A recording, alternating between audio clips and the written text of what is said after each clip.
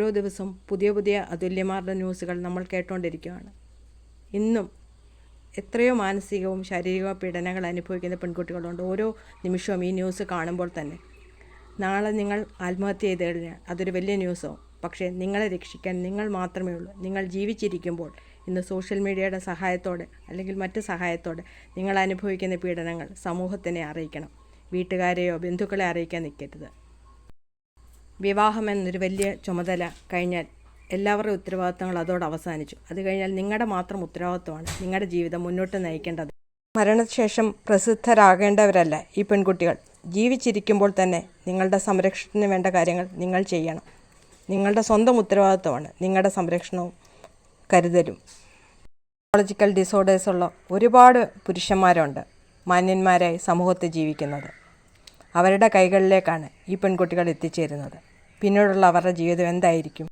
വിവാഹത്തിന് മുമ്പ് തീർച്ചയായിട്ടും വരനും വധുവും വീട്ടുകാരും പരസ്പരം മനസ്സിലാക്കിയിരിക്കണം.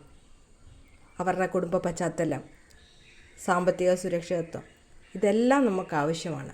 സ്വഭാവം, ജീവിത രീതി, ഇതിനെപ്പറ്റിയും തിരക്കാതെ പെട്ടെന്ന് എൻ്റെ ബാധ്യതകൾ ഒഴിക്കാനായി മാതാപിതാക്കൾ പെൺകുട്ടികളെ കല്യാണം കഴിച്ചയക്കുമ്പോൾ ഒരുപാട് കാര്യങ്ങൾ ശ്രദ്ധിക്കേണ്ടതായിട്ടുണ്ട്. നാളെ അവൾ ഒറ്റയ്ക്കാണ് ആ കുടുംബം നയിക്കേണ്ടത്. അവൾക്ക് പിന്തുണയേകേണ്ടത് നിങ്ങളാണ്, ഈ സമൂഹമാണ്.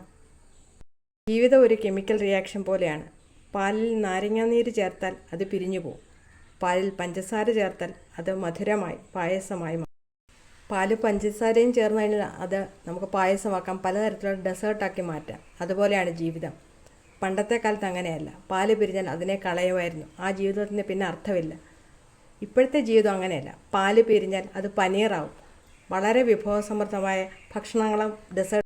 ഒരു പെൺകുട്ടി വളരെ പ്രതീക്ഷയോടും സ്വപ്നങ്ങളോടും കൂടി ഒരു കുടുംബത്തിലേക്ക് വിവാഹശേഷം ചെന്ന് കയറുമ്പോൾ അവിടം ഭരിക്കുന്നത് ഗാങ് ലീഡേഴ്സായിട്ടുള്ള അമ്മായിയമ്മയും ബന്ധുമിത്രാദികളും അമ്മായിയമ്മയുടെ സഹോദരന്മാരും ഒക്കെ ആണെങ്കിൽ എത്ര പ്രാഗൽഭ്യമുള്ള പെൺകുട്ടിക്കും അവിടെ പിടിച്ചു നിൽക്കാൻ സാധിക്കില്ല.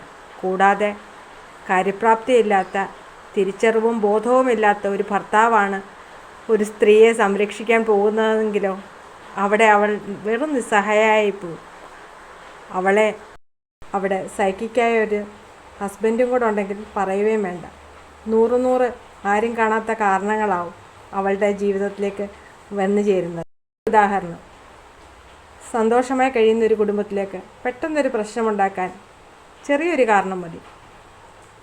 ചിലപ്പോൾ ഒരു തലവേദന വന്നു, സ്ലോ പോയ്സണാണ് ഭാര്യ തന്നതെന്ന് പറഞ്ഞ് വഴക്കിട്ടാൽ എന്ത് ചെയ്യാൻ പറ്റും?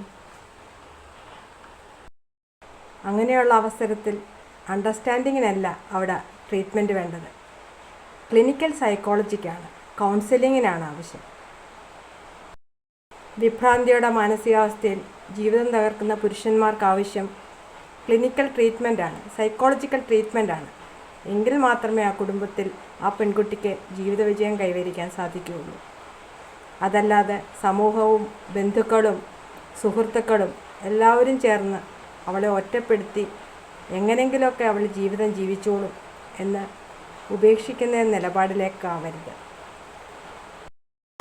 ഇവിടെ അതുല്യ എത്ര പ്രാവശ്യം അവരുടെ ബന്ധുക്കൾക്കും ആ കുട്ടി വീഡിയോ ക്ലിപ്പിംഗ്സ് അയച്ചിട്ടുണ്ട്. ആ ഭർത്താവിൻ്റെ ജീവിത രീതികളും സ്വഭാവങ്ങളും കാണിച്ചുകൊണ്ടുള്ള. ആ കുട്ടിയെ അവർക്ക് രക്ഷിക്കാമായിരുന്നു. മരണത്തിന് ശേഷം സഹതാപം പറഞ്ഞിട്ട് എന്ത് കാര്യം?